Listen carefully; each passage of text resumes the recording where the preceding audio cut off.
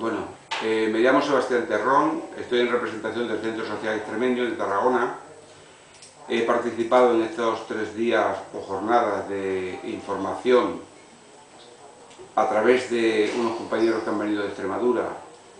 hablándonos sobre las nuevas tecnologías, algo que tenía mucho interés en conocer, que solo las conocía de vista, y ahora pues tengo un poquito más de conocimiento de cómo funcionan, cuáles pueden ser sus utilidades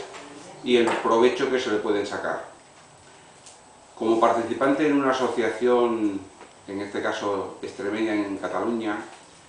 siempre hemos observado que no nos hacemos ver y valer por lo que hacemos.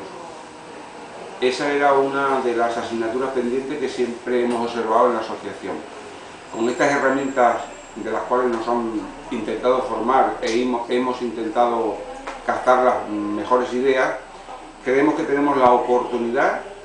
de hacer ver todo lo que hacemos fuera de Extremadura por Extremadura. Creo que puede ser una herramienta muy útil para que se conozca lo que nosotros hacemos y que a la vez podamos sacarle algún otro rendimiento. Soy consciente de que eso va a requerir un tiempo de dedicación, pero lo sacaremos de otro sitio, intentaremos aprovechar estas herramientas de las cuales nos han formado e intentar hacer llegar a los extremeños y a quien quiera ver nuestras páginas de lo que aquí se hace, que es mucho por Extremadura, más de lo que los propios extremeños creen que hacemos.